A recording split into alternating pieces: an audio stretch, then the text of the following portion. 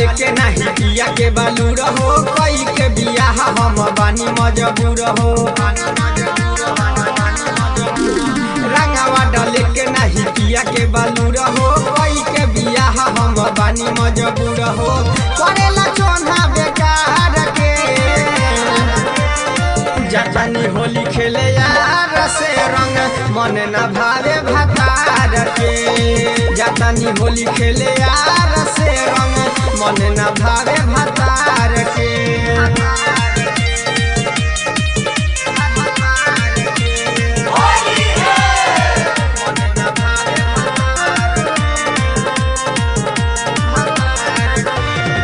मोरा जवानी ई होता जियान हो फागुन में पियावा न करे नेवान हो।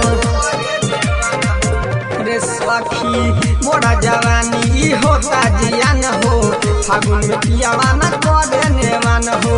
रहरिया सरसों में कूद कूद खेलनी सचे कहिले कुआर में। जातानी होली खेले यार से रंग मन न भावे भतार के। जातानी होली खेले यार से रंग मन न भावे भतार के।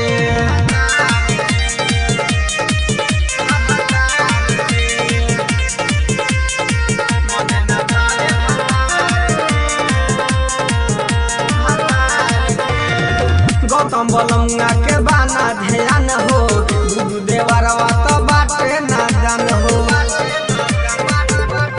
सखी गौतम बलमुआ के बाना ध्यान हो गुरु देवरवा तो बाटे ना जान हो।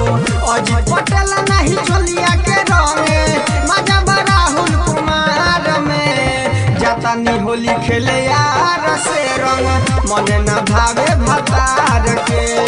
जातानी होली खेले यार से रंग मन न भावे भतार के।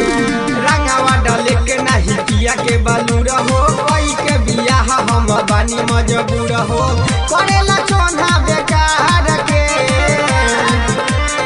जातानी होली खेले यार से रंग मन न भावे भतार के। जातानी होली खेले यार से रंग मन न भावे भतार के। रंगावा डाले के नहीं पिया के बालू रहो कोई के बियाह हम बानी मजबूर हो। करेला चोन्हा बेकार के